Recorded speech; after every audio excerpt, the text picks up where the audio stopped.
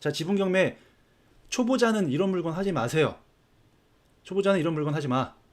예, 딱 정해 드릴게요. 첫 번째, 공유자 파악을 먼저 하세요. 공유자 파악. 자, 공유자가 너무 많아. 초보자는 5명 이하만 하세요. 5명 이하. 너무 많다? 어렵기도 하고, 누굴 타겟으로 해야 될지도 잘 모르고, 소송을 하더라도 비용도 많이 들고, 송달도 오래 걸리고, 여러 가지로 힘들어요. 가급적이면 2~3명, 많아도 5명 이내로만 해라. 아시겠죠? 그리고 공유자가 고령이냐, 막 30 몇 년생, 20 몇 년생 있다. 웬만하면 하지 마세요. 왜? 돌아가실 수도 있거든요. 그렇게 되면 이게 또 찢어져요. 또 지분으로 더 복잡하게 퍼져요. 그럼 공유자가 기존 5명이었는데 이게 10명이 될 수도 있고 20명이 될 수도 있거든요. 그러니까 고령의 공유자가 있는 경우에는 하지 마셔라. 자, 그리고 공유자 중에 주소가 일본 뭐 나가사키, 일본 뭐 히로시마, 또는 뭐 미국 뭐 캘리포니아, 미국의 무슨 뭐 맨하탄, 이런 곳에 있는 경우가 종종 있어요. 이런 거 하지 마셔라. 일단은 소송을 해야 될 경우에 송달이 힘들어요. 예. 외교부 통해서 주소 파악해가지고 또 그쪽으로 직접 송달 국제우편 보내가지고 그거 돌아오는데도 몇 개월이 걸리거든요. 그런 거는 처음부터 하지 말자. 처음부터 그런 거 했다가 기가 질려가지고 아예 지분 경매를 떠날 수가 있다. 자, 그리고 주소가요. 등기부등본 보면 주소지를 파악할 수가 있는데 이게 너무 오래전 거면 하지 마세요. 90 몇 년도에 주소지가 최근 주소다. 그럼 바뀔 가능성이 굉장히 크거든요. 그럼 주소를 일일이 또 파악을 해야 돼요. 그럼 시간이 오래 걸려요. 예. 일단 주소를 파악해야 그 사람에 대해서 뭘 보내던가 뭘 소송을 걸거나 할 수가 있는데 그거 파악조차가 어렵다라고 하면은 굉장히 또 애로사항이 많기 때문에 등기부상의 주소지가 오래전에 돼 있다. 그러면 웬만하면은 하지 않는 게 좋을 수 있습니다. 두 번째, 더 중요한 겁니다. 과연 이 물건이 가치가 있냐? 누군가한테 쓸모가 있냐? 만약 예를 들어서 뭐 주거용이면 매매나 임대가 되냐? 누군가 살 만한 집이냐? 누군가 영업을 할 만한 상가냐? 누군가 농사를 지을 만한 토지냐? 쓸모가 있느냐? 근본적인 이 물건의 가치가 있어야만 돼요.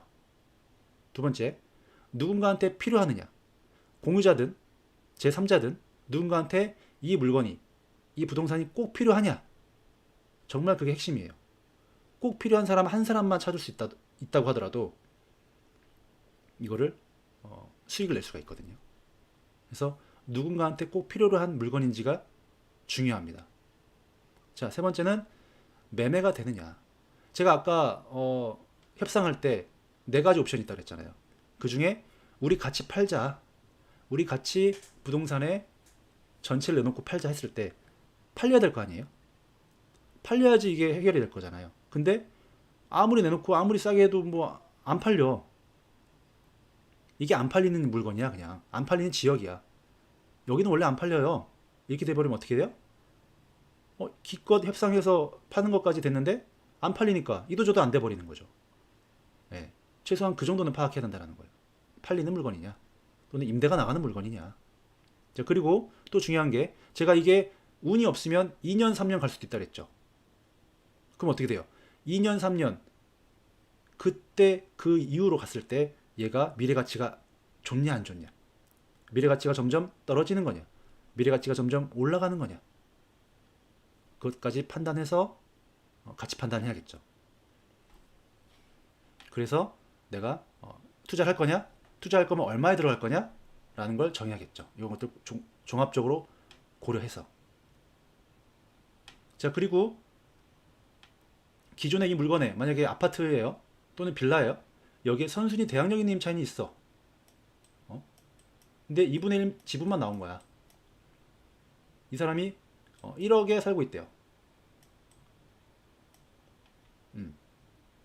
근데 뭐 배당 신고도 안 했어. 그럼 어떻게 해요? 제가 이걸 물어줄 수도 있잖아요. 2분의 1만 받아도 얘를 전체를 물어줘야 될 수 있단 말이에요. 1억을. 낙찰가와는 별개로. 왜? 이 사람을 명도하려면 1억을 다 내주고 너 이제 나가 이렇게 돼야 되는 거거든요. 내가 2분의 1만 받았다고 해서 1억이 아니라 5천만 내주고 야 너 나가 이게 안 돼요. 다 내주고 명도를 할 수 있단 말이에요. 그렇기 때문에 선순위 대항력 있는 임차인은 있는 물건은 정확하게 보증금을 확인하시거나 그게 전부 다 배당이 간다면 상관없지만은 그렇지 않다라고 한다면 하지 마세요. 물론 이 중에 5천만 원 절반은 공유자한테 받을 수가 있어요 나중에. 근데 그것도 어떻게 받냐? 소송으로 받아야 돼요. 그 사람이 재산이 있는 경우에. 없으면 어떻게 돼요? 못 받아요. 못 받아요.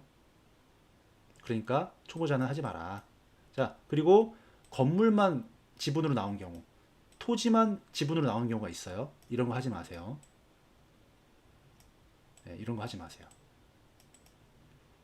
그리고 시골 그 저렴한 물건들 보다 보면 폐가가 있어요. 폐가. 사람이 안 사는 폐가. 이런 거 낙찰 받아봐야 공유자가 아무리 얘기해도 CR도 안 맥혀요. 어차피 폐가인데 어차피 버려진 물건이니까. 안 돼요. 하지 마세요. 그리고 맹지 있어요. 맹지. 길도 없고 이상한데 막 풀 해집고 들어가야 되고 막 그런 데 있죠. 그런 것도 하지 마세요. 맹지. 왜? 상대방도 이 물건에 대해서 관심이 없어요. 돈이 어차피 안 돼. 관심도 없어. 어디 있는지도 몰라 그 사람들도. 그러면 협상이 당연히 안 되겠죠. 돈이 나가는 거야만 돼요. 돈. 그래야 상대방도 아쉽거든. 아쉬워야 나랑 대화를 하는 거니까. 돈 되는 걸 하셔야 돼. 돈 되는 거 상대방도. 이해되시죠?